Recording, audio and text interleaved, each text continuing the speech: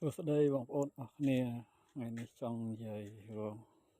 ការនៅកុមារម្ដងចាប់ពីឆ្នាំ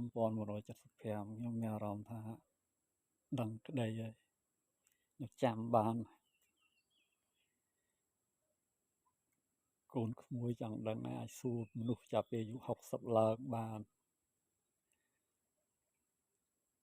នៅខ្មែរក្រមឆ្នាំ1975ហ្នឹងគឺយួនខាងជើង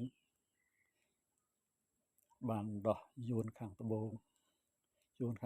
គឺមានវៀតណាមជនជាតិវៀតណាមហ្នឹងគឺលើស 50% ជនជាតិ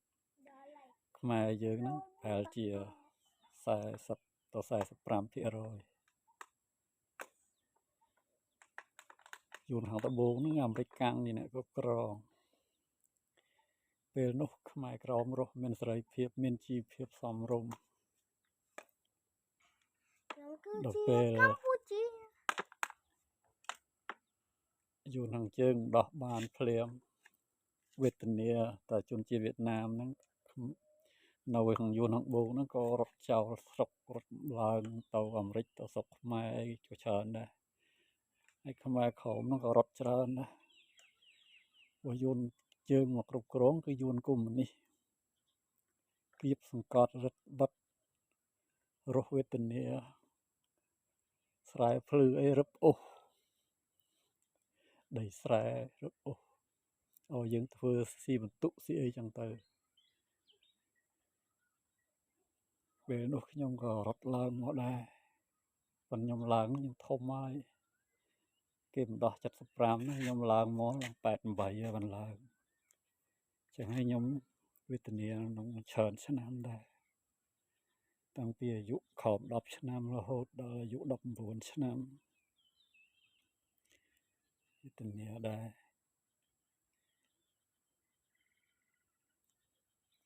ធ្លាប់ទាំងអាមេរិកកាំងគេគ្រប់គ្រងមានជីវភាព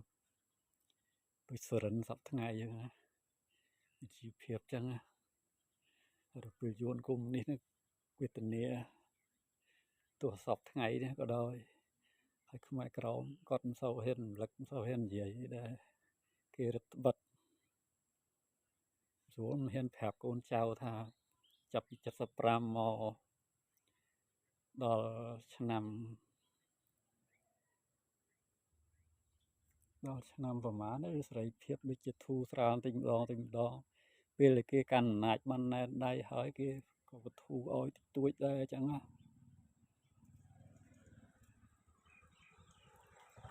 ខ្ញុំក៏មិនច្បាស់ខ្ញុំឡើងមកស្រុកខ្មែរបាត់ហើយ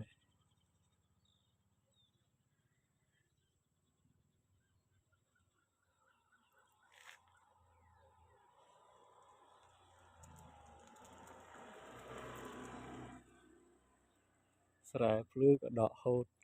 ចូលមកកាន់អំណាចព្រាមសូម្បីតែដកស្រូវហ្នឹងក៏គេ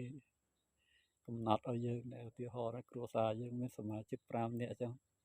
ស្រូវគេកំណត់ឲ្យតែប្រហែល50ថាំងលើសពីហ្នឹងរត់ទិញយកអីចឹងទៅគេមករឹបអូសទេគេទិញយកតម្លៃយើងមិនសូវស្គាល់មិនសូវដឹងផងបើលុយថ្មីមិនលុយយួនអាមេរិកទៀតណាលុយយួនជើង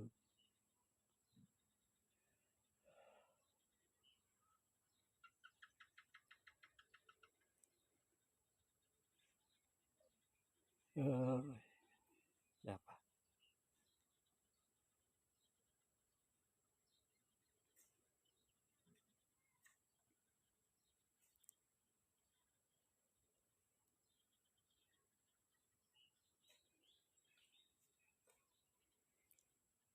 ខ្មែរក្តារខ្មែរក្រម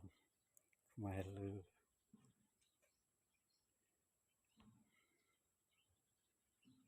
ជាតិសាសន៍ដែលវេទនាកម្ពុជា